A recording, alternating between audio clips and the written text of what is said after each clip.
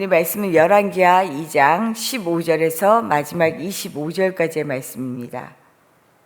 오늘 말씀에는 스승 엘리야가 하늘로 올려지고 난 이후에 엘리사가 공식적으로 그의 후계자, 선지자로 세워지는 그 모습을 보여주고 있습니다.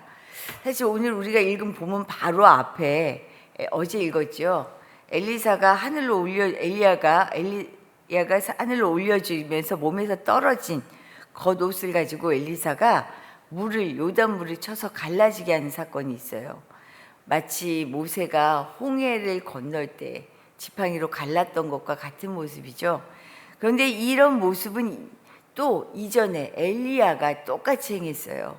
자기의 겉옷으로 요단을 갈라서 거기를 엘리사와 함께 건넜던 사건이 있었습니다. 이때 이것을 지켜봤던 제자들이 있었거든요. 선지자의 제자들이라고 얘기하는데 그들이 이 모습을 엘리야가 했던 모습을 지켜봤는데 오늘 보니까 엘리사도 똑같이 엘리야가 했던 대로 하는 거예요. 이 모습을 보면서 진짜 엘리사야말로 엘리야의 후계자가 맞구나, 하나님이 세우신 선지자구나 라고 생각하며 그 권위 앞에 무릎을 꿇습니다. 오늘 15절 말씀이 그렇게 시작을 해요. 그렇게 엘리사에게 나아가 땅에 엎드려서 그에게 경배했다라고 얘기해요. 존중하는 모습이에요. 하나님이 세우신 선지자에 대한 존중과 그를 따르겠다라고 하는 경의를 함께 담고 있습니다. 하지만 제자들에게는 이런 존중은 있었지만 보이는 것 이상을 볼 수 없는 눈이었어요. 하나님이 그 너머로 하신 일에 대해서는 보지 못했다는 거죠. 이런 점에서 우리가 먼저 살핀 말씀은 보이는 것 너머의 하나님을 보자라는 것입니다. 선지자의 제자들이 엘리사가 엘리야의 겉옷으로 요단을 가르며 건너오는 것을 보고 그에게 엘리야의 영이 머물렀다라는 것을 직감했습니다. 그래서 그를 맞으러 가서 땅에 엎드려 절하는 스승에 대한 제자의 예는 다했지만 제자들은 엘리야의 승천에 대해서는 이해를 잘 못하고 있었어요. 오해한 거죠. 엘리야의 영만 하늘로 올라가고 몸은 여호와의 영이 들어서서 엘리야를 들어다가 산이나 골짜기에 던졌을 거다라고 생각했어요. 이게 16절의 말씀입니다. 우리 16절 말씀 한번 다시 읽어볼까요? 16절입니다. 그에게 이르되 당신의 종들에게 용감한 사람 50명이 있으니 청하건대 그들이 가서 당신의 주인을 찾게 하소서. 염려하건대 여호와의 성령이 그를 들고 가다가 어느 산에나 어느 골짜기에 던지셨을까 하나이다 아니라. 이게 그들의 생각이었어요.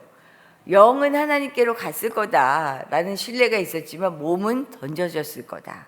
몸까지 같이 하나님에게로 올라가는 일이 사실은 사람의 세상에서는 일어나는 일은 아니잖아요. 죽지도 않았는데.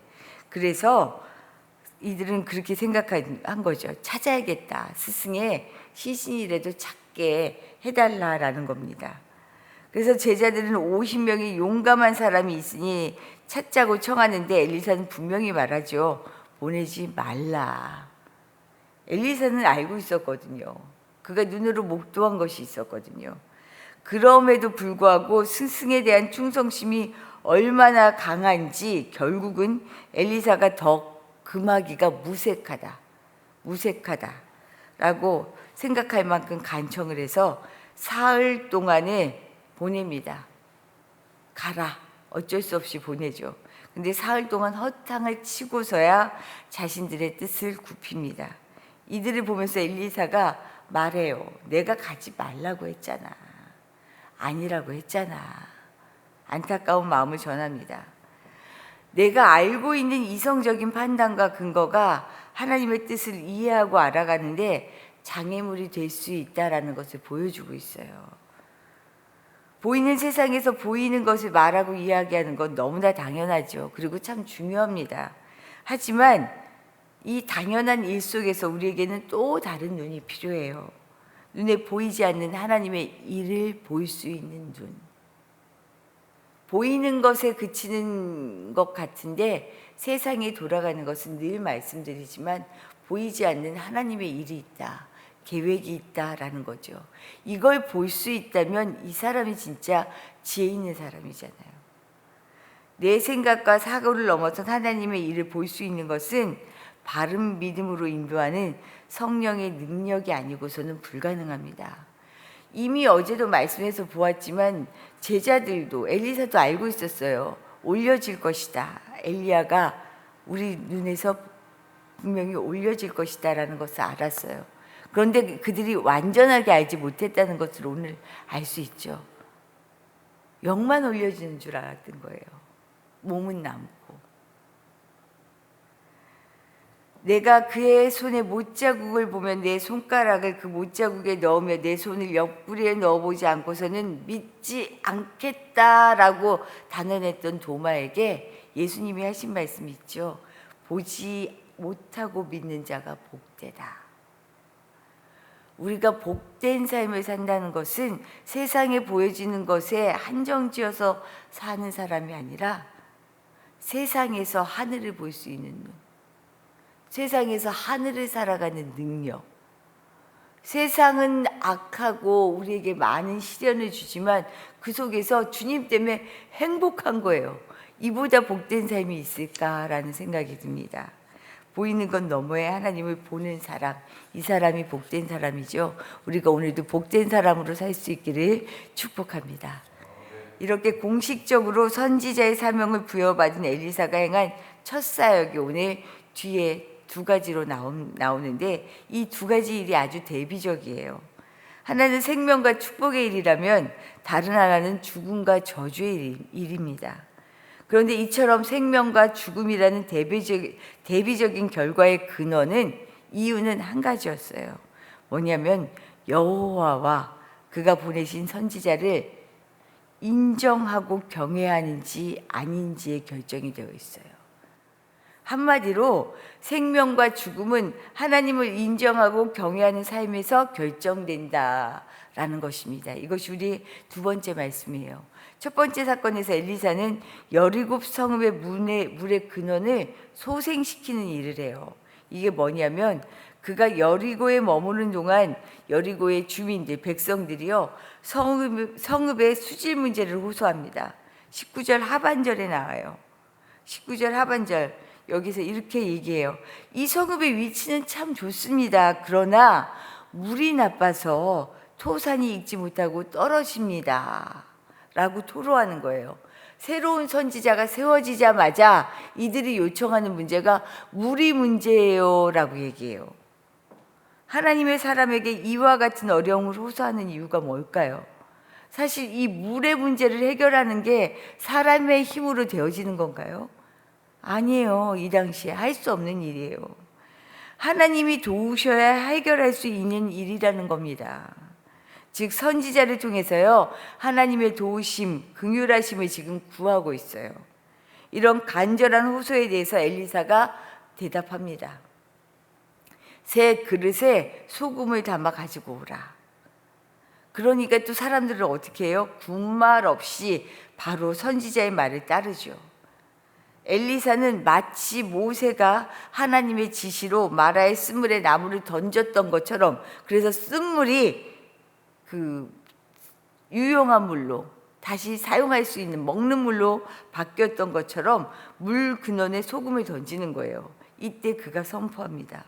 뭐라고 선포하냐면 여호와의 말씀이 내가 이 물을 고쳤으니 이로부터 다시는 죽음이나 열매 맺지 못함이 없을 것이다. 하나님의 도우심과 긍휼하심을 구하며 나오는 이들에게, 말씀을 의지하여 순종하는 이들에게 주신 하나님의 선택은 뭐예요? 생명과 복이에요. 생명과 복. 다시 물에 그 생명을 살릴 수 있는 물을 허락하시는 거죠. 반면에 두 번째 사건에서는요, 여리고에서 일어난 일과 대조적인 일이 일어납니다. 엘리사를 조롱한 베델의 주민들이 죽임을 당해요. 엘리사는 여리고를 떠나서 북서쪽 약 19km 떨어졌다라고 얘기하는데 베델로 올라갑니다. 그런데 그 길을 올라갈 때 성읍에서 작은 아이들이 나와서 엘리사를 조롱해요. 여기서 작은 아이들이라고 표현하는데 갓난아기부터 한 30대 미혼 청년까지를 아우르는 말이기도 하지만 또 다른 의미는 성인이지만 아주 미숙하고 경험이 부족한 사람을 가리키는 말이기도 해요. 이런 표현을 씁니다. 그런데 이들이 뭘 하라고 얘기하나, 어떻게 조롱하느냐, 23절 말씀 한번 읽어보죠. 같이 23절입니다. 엘리사가 거기서 베델로 올라가더니 그가 길에서 올라갈 때 작은 아이들이 성읍에서 나와 그를 조롱하여 이르되 대머리여 올라가라 대머리여 올라가라 하는지라. 제가 예전에 고등학교 때인지 대학교 들어가서 초반인지 이 말씀을 읽고 이게 뭐야, 엘리사 되게 옹졸하다, 애들이 이런 말 했다고 애들이 죽게 하나? 라는 생각을 했어요. 그런데 사실은 이게 그냥 엘리사를 아이들이 놀리는 장면이 아니에요. 호칭에서부터 다릅니다. 하나님의 사람을 대하는 호칭, 여리고에서는 우리 주인이여 라고 표현하면서 자기들의 문제를 간청해요. 하나님께 도와달라는 거죠. 근데 여기에서 뭐라고 얘기해요? 대머리다 라고 얘기해요. 그야말로 사람을 폄하하는 이야기입니다. 단순히 대머리라고 아이들이 놀리는 차원을 넘어서요. 여기에서 뭐냐면 대머리여 올라가라 대머리여 올라가라 라고 하는 말이 엘리야의 승천을 빗대서 하는 말이에요. 너도 하늘로 올라가 봐. 너도 올라가 봐. 하나님의 사람이면. 어떤 상황인지 아시겠죠? 지금 하나님이 일하신 그의 선지자를 올려 세우신 이 일에 대해서 이게 오히려 조롱거리며 비하하는 상황이 된 거예요.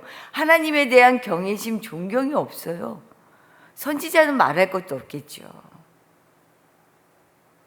이들 중 결국 하나님은 42명 수풀에서 나온 두 암콤에게 찢겨서 죽게 합니다. 비참한 죽음을 맞이하죠. 사실 우리의 삶이 생명과 죽음의 경계에 서 있는 것 아닌가라는 생각이 들어요. 여기서 사는 길은 하나님을 인정하는 거예요. 세상에서 잘 사는 것 같죠. 세상에서 뭔가 우뚝 선 것 같죠. 하지만 하나님을 알지 못하는 인생의 결국은 어때요? 죽음이에요. 생명이 없습니다. 이것을 우리에게 보여주고 있어요. 생명과 죽음의 경계 사이에서 늘 우리가 살아가고 있지만 진짜 살아가는 것, 하나님을 알고 그를 인정하며 하나님께로 가까이 나아가는 것, 이것이 진짜 생명의 삶 아니에요. 우리가 언제나 하나님을 바로 알기를 힘쓰고 하나님의 뜻이 무엇인지를 알기 위해서 기도하며 말씀하며 말씀에 귀를 기울이며 살아가고, 그리고 그것을 실현하기 위해서 이 땅을 하늘로 살아가는 사람, 이 사람이 진짜 복이다. 우리가 복인으로 살아갈 수 있기를 오늘도 힘쓰며 기도하시기를 부탁드립니다. 주신 말씀 생각하며 기도하도록 할게요. 보이는 것만 보는 사람 누구나 할 수 있습니다. 하지만 하나님은 우리에게 보이지 않는 것을 보라 하시죠. 하나님의 말씀을 깨달아 보라 하시고요. 하나님의 계획을 알아차리라 하십니다. 말씀을 들을 때마다, 기도할 때마다 하나님이 이런 하나님을 내 삶의 주인으로 인정하며 하나님의 계획 속에 그 손 아래에 살아갈 수 있게 해달라고 기도하시기를 부탁드립니다. 두 번째로는 우리 교회를 위해, 우리 교회의 사역을 위해 기도해 주세요. 교회가 벌써 6년이 되었습니다. 6년. 이번 주일날 이제 돌아오는 주일에 우리 창립 기념 주일 예배로 드리게 되는데, 하나님 이 시간, 지나온 시간만큼 우리가 우리의 몫을 잘 해내는 교회가 되게 해주십시오.